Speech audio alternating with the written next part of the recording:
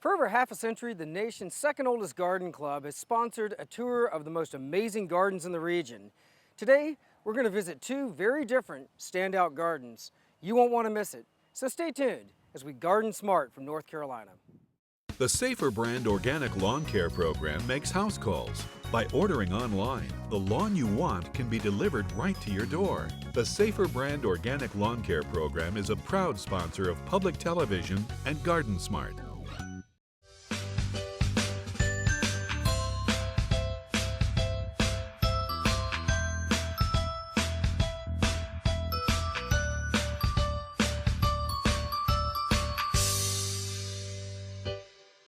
I should be arrested for crimes against potted plant kind. My house is where plants came to die. Miracle Grow potting mix is designed to help grow big, beautiful plants.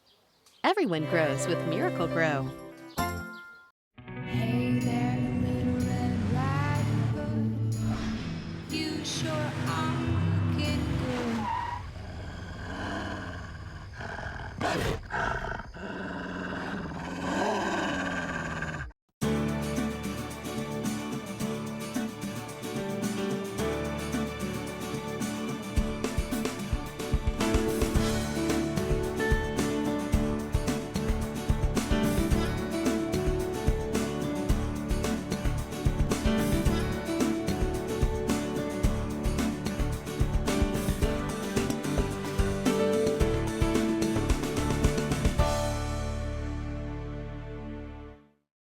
Today we'll be embarking on a garden tour in Wilmington, North Carolina.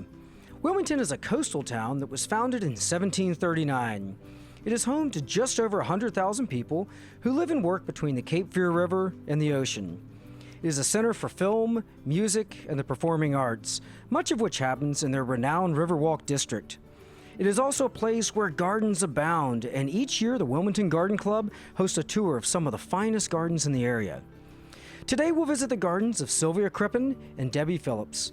Both women fell in love with gardening under the tutelage of their mothers, and over the years they've imprinted their own personalities on the land that they tend and love. Sylvia's garden is influenced by the free-spirited gardens of England, with lush vine-covered walls and perennial plantings that are loose and whimsical. Debbie's garden draws inspiration from the architecture of their recreated French farmhouse and does an incredible job of melding formal design with vibrant color. Both gardens are amazing in their own right, and today will benefit from the decades of experience that went into creating them. I'm here on this rainy Wilmington day with Sylvia Crippen, who's a homeowner and a gardener. Sylvia, thank you so much for being with us. You're welcome. I'm glad to be here. Sylvia, what can you tell us about yourself? How did you get involved in gardening?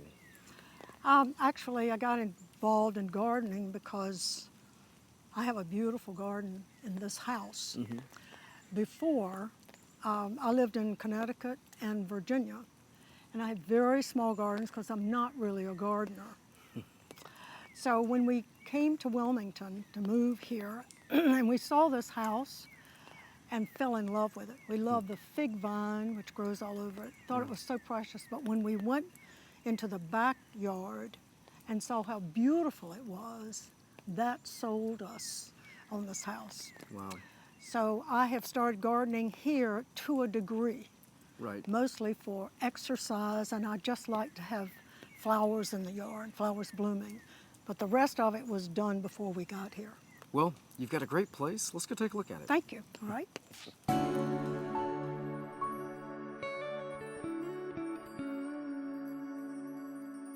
Sylvia, give us a little background on your home and your garden. Well, this house was built in 1940, just before the Second World War. I understand a landscape architect designed the backyard, but Mrs. Gerdes, who built the house, actually put all the work in, and it took her 10 years Wow. to do the backyard. Now, how do you like to garden? First, you inherited a garden that was somewhat established, but what's your gardening philosophy? What I like is to look at it as a canvas, sort of. And I changed it. I changed all of the front here and along the brick wall, rearrange it to something that suits me. Yeah, well, that's wonderful. And what do you want your garden to look like, ideally? This front yard, I wanted to be a little bit formal, to be green with it, but in the back, I like cutting flowers. I want it to be more English garden looking. I like that. As we were driving up, one of the more interesting features of your home are these wonderful vine-covered walls. You've got the Machelia figo that's growing, the fig vine growing on the walls. So I think it does a wonderful job of softening this otherwise broad brick architecture. How did all that get started? Well, Mrs. Gertie's got clippings from Brook Green Gardens in Myrtle Beach, South Carolina, and started all of these vines around the house. I don't know what year she did that, but I do know that in 1984, the entire vine died and was beige on the house. But apparently the roots were still alive, and it all came back, all of it. Well, it's wonderful to have that much vegetation around your home, Yes. and I'm sure there are certain maintenance issues there, but there are other advantages such as wildlife, right? We have birds who get the little bugs off of them, and before we have it trimmed, there are a lot of little cobwebs on it. And the hummingbird was gathering cobwebs to make her nest. We watched her do it for about a week this spring. It was really exciting.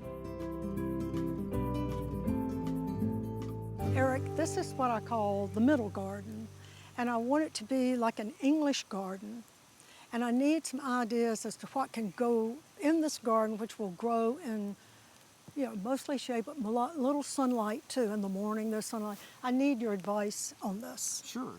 Well, so you've got a mixed light situation. We in fact see many plants that are growing here that could grow in even some pretty heavy shade, and then other plants that actually typically are more happy growing in full sun.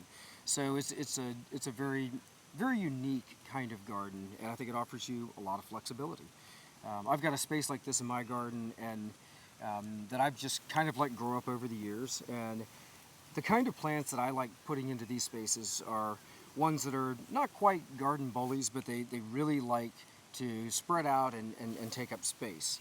And because of that, it needs to be a plant that you really, really like, Yes. and it fits your goals and objectives as a gardener. Some of those that I see here are the Rudbeckia, which does a wonderful job of reseeding. I think it's just a beautiful yellow flowering, daisy type plant, and it actually can take up quite a bit of space. You've also got the Aquilegia, the columbine, which is a nice reseeder. Some really interesting natives that are also popping up throughout here. We've got some Jack in the Pulpit coming up, which I would suspect that's probably not something you planted, right? No, I didn't. That's another surprise, yes. Well, and that's a beautiful little native plant that is going to be really, really neat. Also the daylilies, which are good for cuts, but also planted in time. You can either divide or just let them spread out. Tell me, what are some of the plants that you've introduced into this space? Well, I brought in foxglove last year, but and I didn't realize it was a biennial plant. And I kept looking for it this year, and I couldn't find it. I did find one this tall. Well, and sometimes they just don't make it back in year 3. I think one thing to remember when you're buying plants, a lot of people like to buy plants when they're in full bloom. I think sometimes that's important. It's really, really critical what color it blooms. But also bear in mind with biennials like foxglove, if you're buying a fully mature plant that's in full bloom, that basically is season 1. You're likely only going to get one more season out of it, or maybe not. Those are typically good reseeders too. So I would speculate that in time you're going to start to see potentially little small foxgloves popping up. So that's a great candidate for this kind of garden. I bought some phlox last year, about 4 of them, but I waited a long time to plant them. I did plant them, and I think they're coming up over here. I'll just have to wait and see. I think they are. Now, you do have some plants that I think many gardeners would consider to be weeds, but from a textural standpoint, they actually are contributing some really, really nice texture. And I think especially in these more wild spaces, not every plant that someone may call a weed, may actually in fact be a weed. A weed is just a plant that happens to be growing in the space that you don't want it to grow in. So, over here, one gardener might consider these ferns a weed. Yes. On this space, the dog fennel you have growing, I might consider to be a weed, but at the same time, it adds a really interesting texture. So it's a wonderful palette to just be creative with and let it just kind of evolve in the way that you want it to. You've changed my whole outlook about weeds. I've just let you off the hook. I've let you off the hook entirely. This is our pond area, one of my favorite spots in the garden. We actually put this pond in. This one down here was here when we moved in the house. Around here where all the boxwoods are in front of the house, we moved them. And since I've been coming here every morning with my coffee, I love the sound of the waterfall. It's so soothing. I'm looking over here while I'm here at this spot behind you. So I've tried several things to grow, and they don't grow. I planted a bleeding heart last year from a really good farm, flower farm. They didn't even break ground. Wow. So I want your advice on what I can put in here that would be really pretty. Well, you are in luck, Sylvia, because I brought some plants for you. And this is one of the most challenging sites to garden in. It's not only shade, but it's dry shade because we've got these large oaks that are providing the shade. And it's very difficult to grow under those trees. In fact, you need to probably add, a lot of good soil amendments. You may need to move in some additional compost blended with topsoil, But then also selecting the right plant is going to be super important. I would think that the Ladybanks roses you've got growing over there, probably not in the right space. So that'd be a good candidate to move into a sunny part of the yard. And some other plants that do particularly well, typically in these areas, would be hellebores or Lenten rose. Also, something like epimedium, which is a wonderful little perennial that is one of the champions of dry shade. Some other annuals that I brought along that I'm going to leave with you that you can try in this space. I've got some New Guinea impatiens, which are typically really, really good. I also like coleus. Now you will have to, make sure that your soil is, nice and, well aerated, friable soil in order to be successful with those. But they're also, champions in shade. Big Red Judy is one of my favorites. That's a really nice taller form, mixed in with some of these, say, more variegated coleus. A lot of fun colors in coleus. Also the Ipomia, which is basically a sweet potato vine. They've been selected for their ornamental qualities. This is one called Bewitched I really like because of the structure of the leaf, little, pointed, jagged edges. This is also Lamium maculatum right here, pink Chablis, which is nice, soft pink flowers, wonderful silver on light green variegation. It's a dainty, beautiful plant, but these are all, I think, excellent candidates for shade. And so what you're going to want to do is get in here, turn the soil well if you can. You may want to add, like I said, some compost. And I would use the coleus and the New Guinea impatiens as more of the background, and then intersperse the sweet potato vines and the lamiums. Just let them kind of grow in together, and I think you'll have a wonderful shade garden. That sounds beautiful. Awesome. Well, Sylvia, thank you so much for being with us today and sharing your garden. It's been so much fun. You're welcome, Eric. I loved it. I've learned a great deal from you. I really have, and I appreciate it. Thank you so much.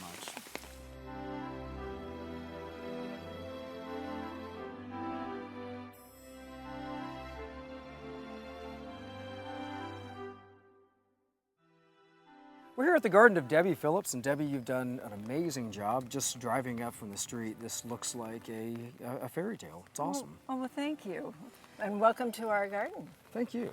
Debbie, what got you interested in gardening? Well, I think my mother was my inspiration. She was my mentor, and at a young age, I always worked side by side with her in the garden. And it's always been a love and passion of mine. And I taught school for 20 years in Cincinnati and spent all my summers gardening. Wow. So to come to Wilmington is it's a great place because you can garden all year because of the warm weather. So I spend most of my time in the garden. Wonderful. Now tell me about your house, because it looks like it's inspired by old world European design, and of course components of the architecture of the garden mirror that. What can you tell me about your garden and your home? Well, the house was inspired by a house we have a family has in Tournai, France, which is in the Burgundy region of France, where cousins still live today. So we took elements of their home and incorporated it into the design of this house. And I noticed that with the garden design, you're mixing a lot of formal design elements with some of the more whimsical, carefree kind of perennial borders. And I'm assuming that's just a reflection of your personality? Well, I actually did study a little bit on French design, and they incorporate formal with informal, with the use of the boxwoods and topiaries and espaliers being the more formal, and the more cottage style use of perennials and shrubs and the grasses, incorporating both together. Well, everything looks great. Let's dive in.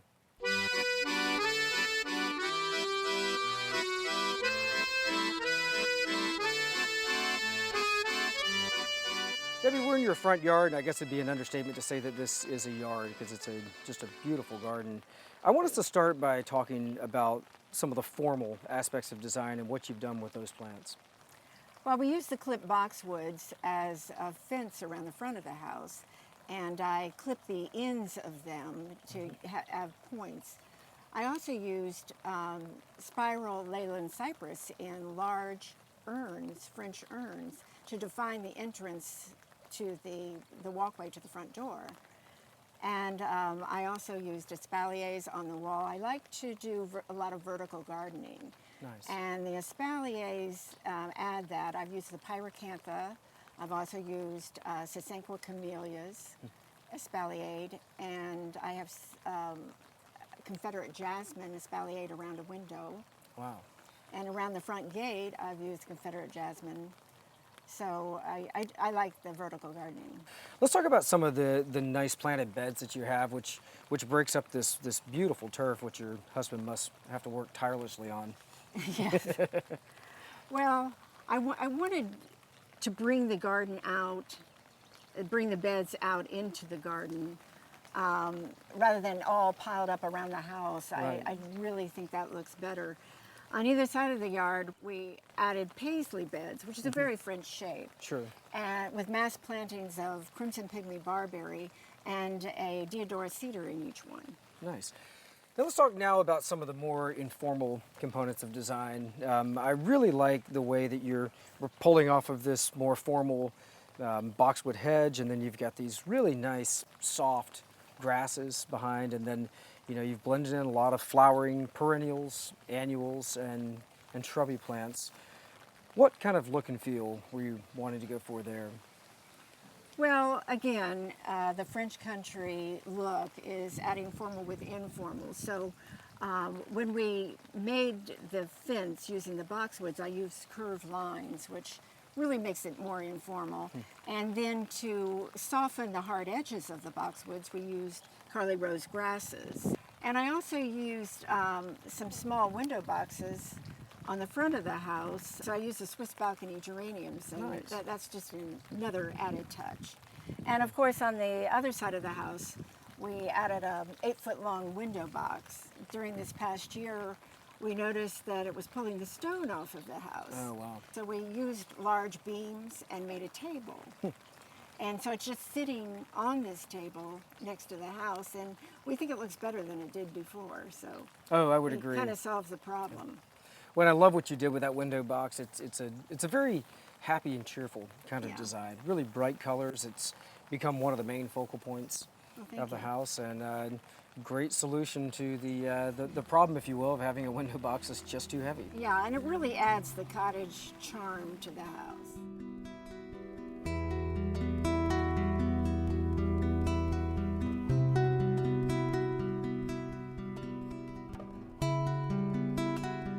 Debbie, this is such a lovely courtyard. What were you trying to achieve with this space?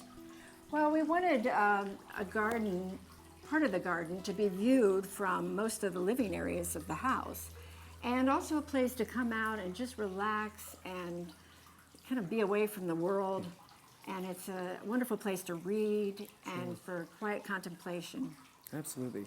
You've done some really neat things with plants that I want to touch on. One that I notice is using the creeping fig and basically, training it in a Tudor type fashion to add some accents on what would otherwise be these long white stucco walls. How'd you go about doing that? Well, I measured the walls at first and then put up wire as guides and just let it grow in the pattern. I'm up there on a weekly basis up on my ladder clipping away to keep it under control. They say the first year sleeps, the second year creeps and the third year leaps, and it's about on its third year. What are some of the other plants that you've been particularly impressed with or that you've used to make everything come together? Well, we use the two-balled ligustrum and the spiral ligustrum. You give it a French, more formal look. And the courtyard is really in more of the parterre, French parterre form, with the gravel paths and the use of the boxwood surrounding the plant material. I've used Pintus, who grows quite well here and does well in the heat, and also Victoria salvia. Sun Impatience I'm trying this year to add the pop of color. And the lime green around the edge is Durantia, and that just sort of popped the edge. And this long center bed, I have germander around in the shape of boxwoods. I cut it in that shape, and that actually is an herb and often used in knot gardening. Sure, looks very nice. Many of your designs are pretty plant intensive, and I know for some gardeners, the way that they're able to achieve that is by propagating their own plants.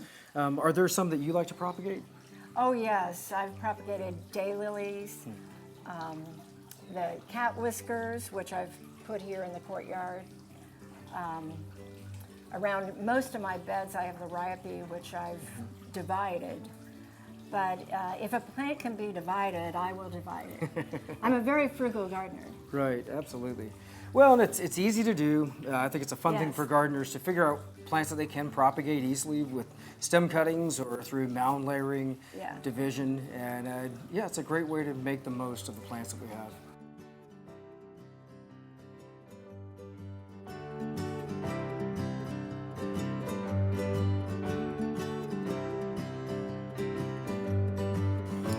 Last but not least, we come to your back garden, and this is a pretty different design than what we've seen in the front. Yes, this is more cottage style, very informal, and we designed it primarily for entertaining large groups of people. I notice in all the little entryways into the patio, you've got these wonderful vines that are trellised over these arbors. What are you doing there? Oh yes, I have New Dawn roses. Each arbor has Confederate jasmine, so there's some green all year instead of just the roses that are just vines in the winter. And in the center arbor, I have wisteria, which blooms all summer. A little bit different color too, you know, more deep yes. purpley to almost maroon, so really nice choice. Let's talk about some of your containers. You've clearly used a number of containers in the design. Yes. And what are some of the plants that you like in containers? Well, one plant in particular that I'm using this year, I discovered in Williamsburg. My husband and I took a trip there last summer, and in almost every container they had variegated ginger lily. And the leaves are absolutely stunning with chartreuse and the green variegated leaves. And it really adds some brightness to the pots. Another plant that I particularly like is the walking iris. And it almost looks like a little orchid when it blooms. It's been blooming almost every day, and when it gets to the top, it blooms. And the reason they call it walking, the branch falls to the ground and it can start a new plant where the flower was. And it's just very interesting. Now I want to talk about your water feature also. This is a really nice little waterfall and a great installation. What can you tell us about that? Well, we wanted to hear water from the sound of soothing water, and the motion of water is always nice from our screen porch. But we had 3 crepe myrtle trees here, and we didn't think we could put in a waterfall. But we found some fellows who were very creative and worked their way around it, and most of the plants there came from the garden. And we really used plant material there that's more texture, shape, and form rather than color to make it a little more peaceful. But it's a wonderful little spot, and we're really enjoying it. Absolutely. Debbie, thank you so much for sharing your garden with us and for spending the day. You've done a tremendous job here. Well, thank you for coming. It was a pleasure having you. Thank you. Another show, another amazing garden. We hope you've enjoyed this episode as much as we've enjoyed producing it. If you watch the show, you know we travel the country visiting beautiful gardens. Well, we have a surprise in store for several in the audience. To learn more about the surprise, visit our website at GardenSMART.com. The Safer brand organic lawn care program makes house calls. By ordering online, the lawn you want can be delivered right to your door. The Safer brand organic lawn care program is a proud sponsor of public television and GardenSMART.